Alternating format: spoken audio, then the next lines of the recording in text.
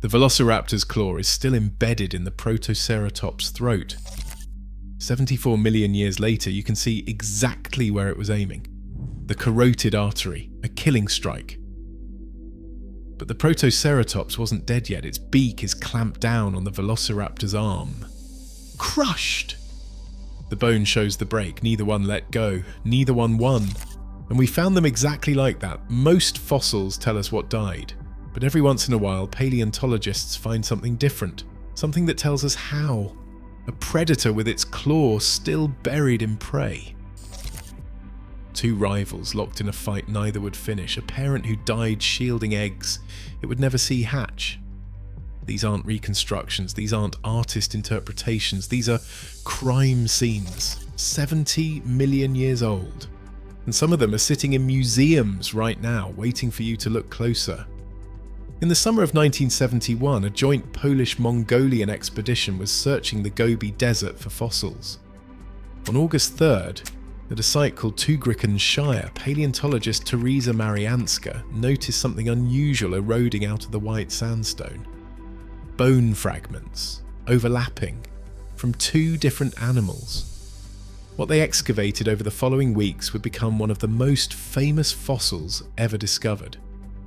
A Velociraptor mongoliensis and a Protoceratops andrewsi locked together in the exact positions they died in. The Velociraptor is lying on its side, its famous sickle claw driven deep into the Protoceratops' neck, right where the carotid artery would have been. But look at the Velociraptor's right arm. The Protoceratops bit down so hard it crushed the bone. You can see the fracture. Scientists have debated for 50 years exactly what killed them: a collapsing sand dune, a sudden sandstorm, some kind of rapid burial event that caught them mid-struggle and preserved them before either body could decay. The Velociraptor was winning. Its claw was in the kill position.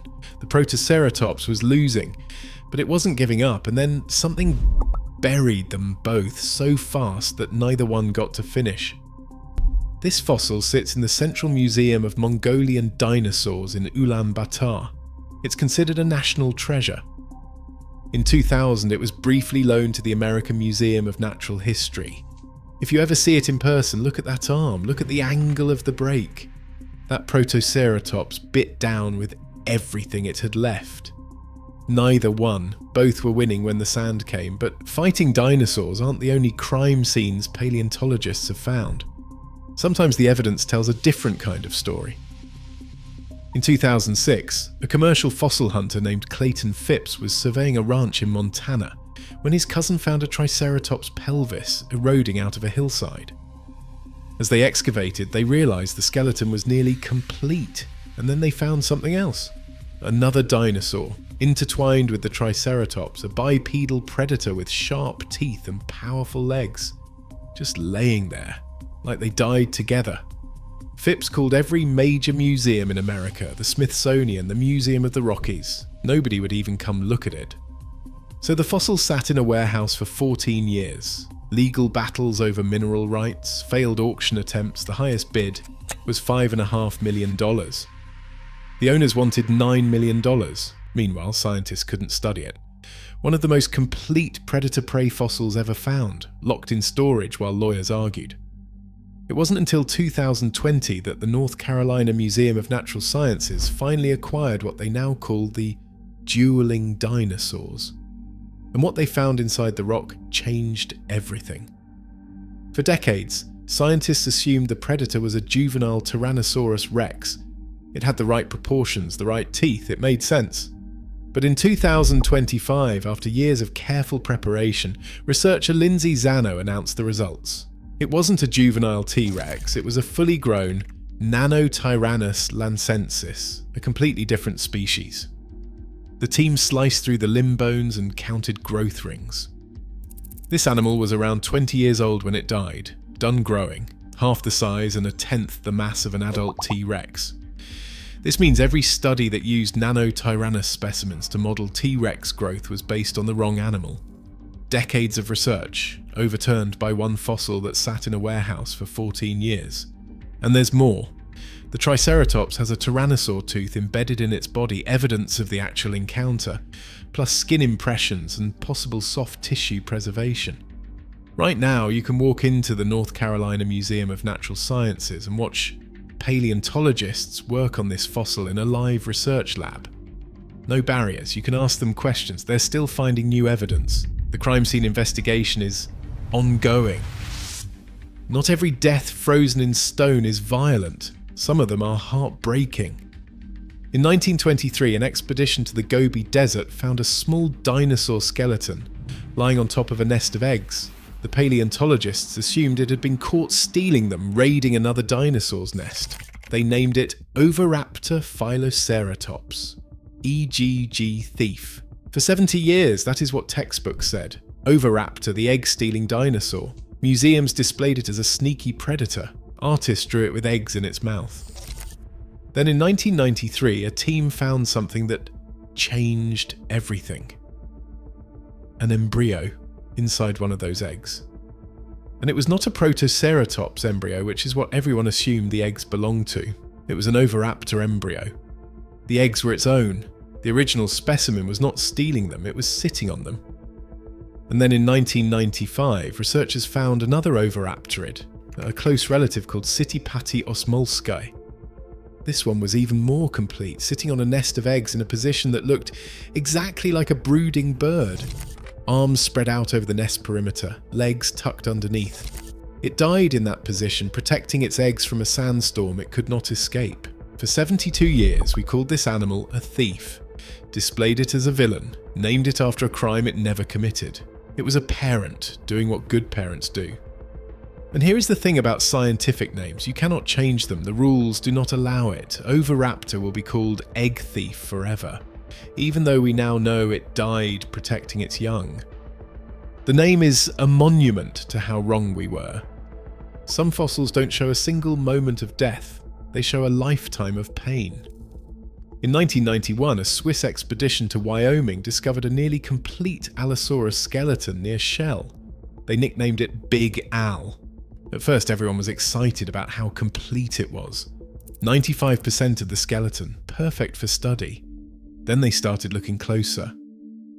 Big Al has 19 separate pathologies visible on his bones, 19 injuries that left permanent marks. 5 broken ribs, a fractured vertebra in his neck, a fractured vertebra in his tail. Something hit his hip hard enough to punch a hole through the bone.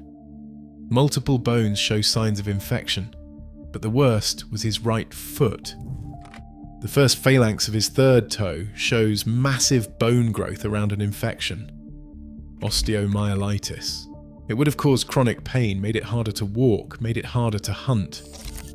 Here's what Big Al's skeleton tells us. He didn't die in a fight. He wasn't killed by another predator. He died slowly in pain because the infection in his foot meant he couldn't catch food anymore. Every one of those healed injuries represents a time Big Al survived something brutal. A kick from prey, a fight with a rival, something that broke his ribs and let him keep going. He survived all of that. What he couldn't survive was a bacterial infection in his toe. Big Al is now at the Museum of the Rockies in Montana. His bones are a medical case study. Scientists use him to understand how dinosaurs healed, how their immune systems worked, and what killed them when predators couldn't. At the Field Museum in Chicago, the most famous T-Rex in the world has holes in her jaw. Sue is the largest and most complete Tyrannosaurus rex ever found. She is a star.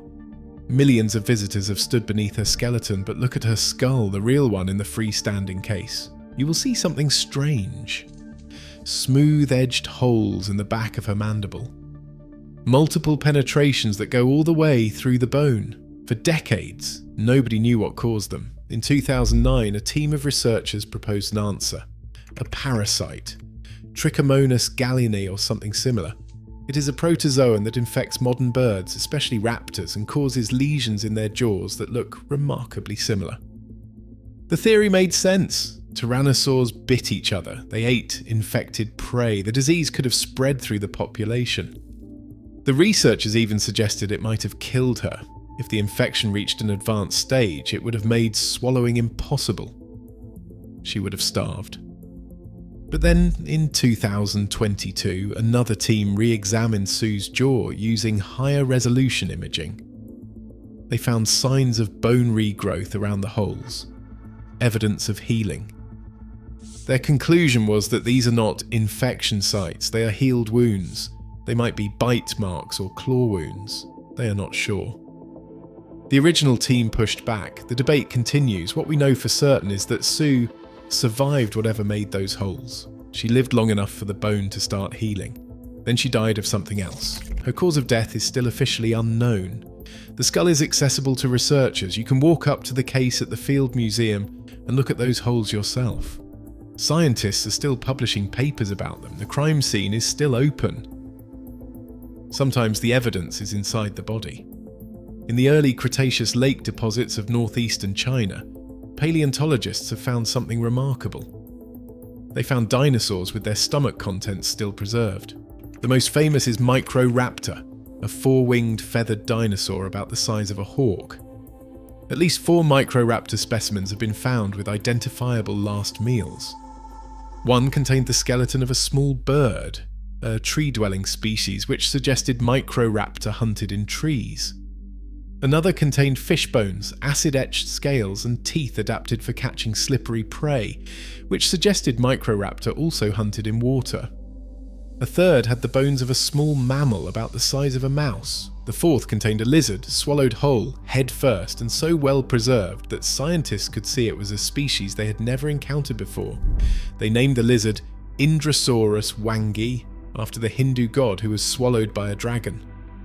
We discovered a new species because something ate it and died before digesting it. These specimens show that MICRORAPTOR was a generalist predator. It ate whatever it could catch. Birds, fish, lizards and mammals, hunting in trees, in water and on the ground. That's behavioural information you cannot get from bones alone. You need the crime scene, you need the last meal frozen in place. In 1983, an amateur fossil hunter named William Walker found a massive claw in a clay pit in Surrey, England. He brought it to the Natural History Museum in London, and they excavated the rest of the skeleton and found something unprecedented. BARYONYX'S walkeri, a large theropod with a crocodile-like skull, forward-pointing teeth and that enormous claw on its first finger. But what made BARYONYX famous wasn't its anatomy, it was what scientists found in its stomach region. Fish scales from a large fish called lepidotes, acid-etched and partially digested, and bones from a juvenile iguanodon. BARYONYX was the first theropod dinosaur with direct evidence of fish eating. The crocodile skull made sense now, the forward-pointing teeth made sense, the huge claw made sense. It was adapted for catching fish, like a grizzly bear snatching salmon. But it was also eating young dinosaurs when it could. We know this because of what was still in its stomach when it died. Here's what crime scenes teach us that perfect skeletons never will. A complete skeleton tells you anatomy, bone structure, size. A death capture tells you behaviour. The fighting dinosaurs tell us Velociraptor's sickle claw was a piercing weapon aimed at the throat, not a slashing tool for disemboweling like Jurassic Park showed. A precision strike at the blood supply.